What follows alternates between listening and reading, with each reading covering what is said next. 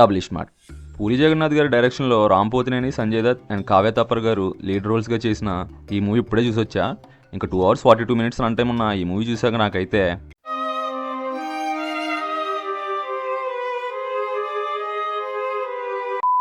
Basic plot ఏంటంటే విలన్కి brain stroke వచ్చి కొన్ని రోజుల్లో చనిపోతాడని తెలుస్తుంది.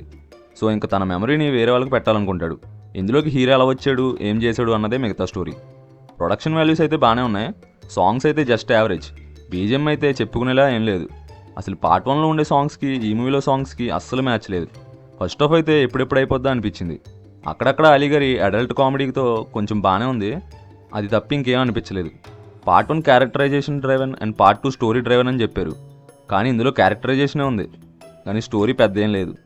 ఇంకా సెకండ్ హాఫ్ అయితే ఇంకా దారుణంగా ఉంది. అలీగారి రోల్ ఏదో స్టోరీకి యూజ్ అవుతుందేమో అనుకున్నా, కానీ స్టోరీ ఏం లేక జస్ట్ ఎంటర్టైన్మెంట్ కోసం మాత్రమే యూజ్ చేసుకున్నారని మూవీ చూసాకే అర్థమైంది. ఇంకా పర్ఫార్మెన్సెస్ విషయానికి వచ్చేస్తే ఎవరిది పెద్ద ఏమనిపించాల నాకు. హీరోయిన్కి మంచి పొటెన్షియల్ ఉంది కానీ జస్ట్ ఎక్స్పోజింగ్కి మాత్రమే యూజ్ చేసుకున్నారనిపించింది తనని. ఇంకా సంజయ్ దత్ గారి రోల్లో పెద్ద డెప్త్ ఏం లేదు, అండ్ ఆయన కాకుండా కొత్త యాక్టర్ ఎవరు చేసినా అదే ఫీల్ ఇచ్చి ఉండేది. ఇంకా ఆయన్ని ఓన్లీ హిందీ వాళ్ళ కోసం మాత్రమే క్యాస్ట్ చేసుకున్నారనిపించింది. ఓవరాల్గా మూవీ అయితే అస్సలు నచ్చలేదు నాకు. ఒకవేళ మీరు ఈ మూవీ చూసుంటే మీకు అనిపించిందో కామెంట్స్లో చెప్పండి.